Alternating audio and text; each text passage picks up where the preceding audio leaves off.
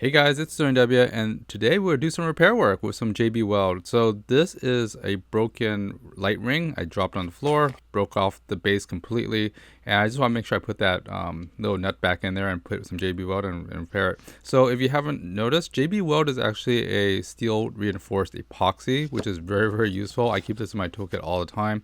Reason why is because you can repair a lot of stuff with it, whether it's wood, metal, concrete, PVC. It works with a lot of stuff because it's epoxy.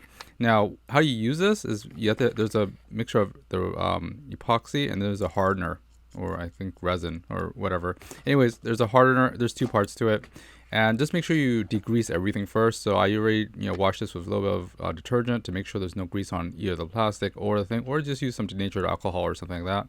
But yeah, the hardener and the epoxy is pretty awesome. All you do is basically get some, I just got some cardboard, and what I'm doing is I'm going to take off, I'll put about equal parts of the steel epoxy resin with the hardener. So the epoxy resin itself is actually really dark.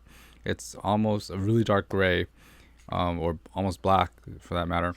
Make sure you cap everything back because you don't want to waste this stuff. This stuff isn't expensive, but it's actually very useful. You don't want it to get hardened and not be able to use it again.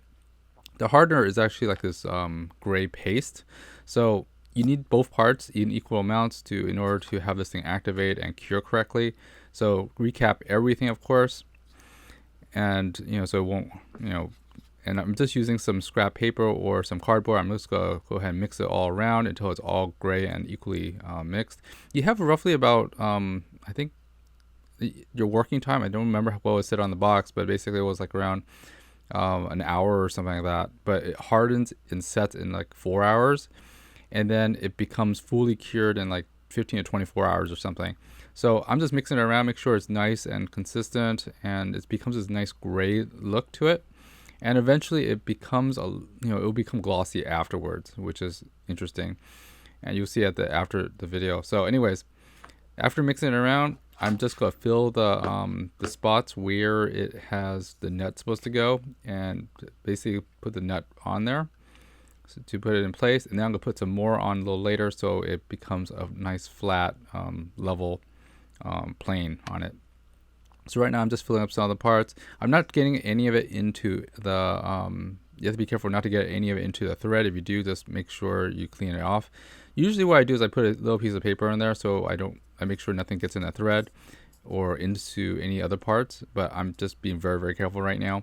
So what I'm doing now is I'm going to be getting a clean piece of cardboard that has a flat edge, and I'm going to go ahead and wipe it across so that I have a nice flush bottom on it, so it's nice and clean, because once this thing's set, it's not going to be easy to modify or change. It takes like a couple of hours to set, but at the same time, in about 4 or 6 hours, it's pretty much there. It's not going to move anything. And 24 hours, it's completely hardened. So yeah, it cures in 24 hours. Now with this, go ahead and clean up the stuff, and go ahead and you might want to just check your work before putting it aside and letting it dry and cure.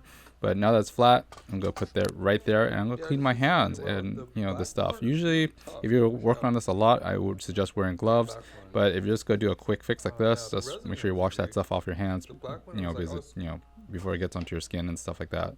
Anyways, 24 hours later, this is what it looks like. There's a glossy sheen to it because the epoxy sets and cures, and it is pretty much rock hard at this point. I'm going to go ahead and put the tripod base back on, and that's it. So thanks for watching, guys. This is SterlingW, and I hope this review or how-to is basically helpful to you. I'll see you next time. Thanks for watching. Bye-bye.